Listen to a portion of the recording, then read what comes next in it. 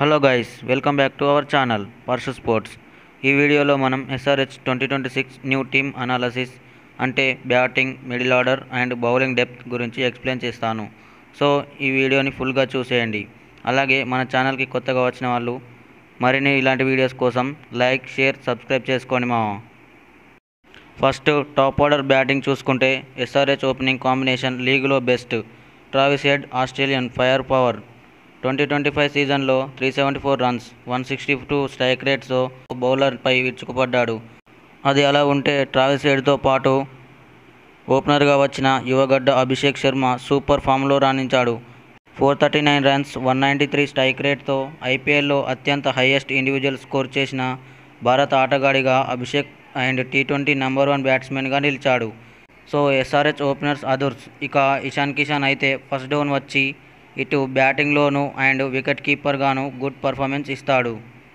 Next middle order power చూసుకుంటే middle ఆర్డర్లో Klaasen main pillar for SRH.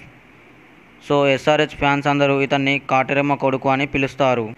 అంటే అంత రేంజ్లో గేమ్ ఆడతాడు కాబట్టి కాటరెమ్మ కొడుకు అని పిలుస్తారు. ఇతను 2025లో ఎస్ఆర్హెచ్ తరపున 487 రన్స్, 172 స్ట్రైక్ రేట్తో ఎస్ఆర్హెచ్ను టైంకి గెలిపించేందుకు అండ్ గేమ్ చేంజర్గా కూడా నిలుస్తాడు. నెక్స్ట్ అనికేత్ వర్మ. ఐపీఎల్లో కనీస ధరకు వచ్చిన self made talent. 236 runs, 166 strike రేట్తో ఇప్పుడు అతను పక్కా middle order picture. Ravichandra Smaran, Nitish Kumar Reddy లాంటి యువ ఆటగాళ్లను ఎస్ఆర్హెచ్ బెంచ్ నుండి కాస్ట్ ఎఫెక్టివ్ బ్యాటింగ్ డెప్త్ ఇస్తున్నారు.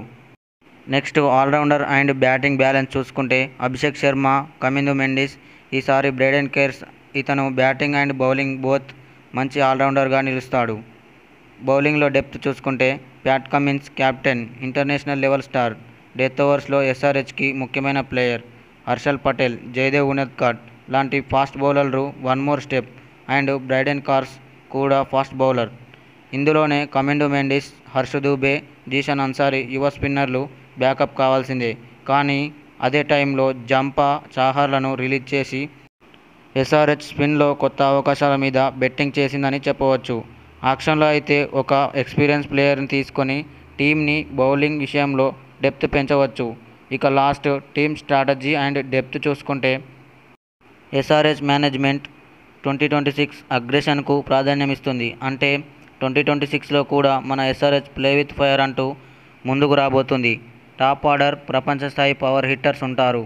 Middle order international consistency and యువ భారత డెప్త్. బౌలింగ్లో కమిన్స్ టైట్ లీడర్, యంగ్స్టర్స్కి ప్రోత్సాహం. బెంచ్పై యంగ్స్టర్స్ అండ్ బ్యాకప్ బ్యాక్బోన్ ఉంటుంది. ఈ విధంగా SRH bench space and balance గొప్పగా ప్లాన్ చేసింది. ఆక్షన్ ద్వారా మరింత బలాన్ని ఫోకస్ చేస్తుంది. సో గైస్, ఇది మన SRH team batting and bowling order analysis. మరి మీకు నెక్స్ట్ ఎలాంటి వీడియో కావాలో కామెంట్లో చెప్పండి. అలాగే ఎస్ఆర్హెచ్ ఫ్యాన్స్ అయితే సబ్స్క్రైబ్ చేసుకోండి.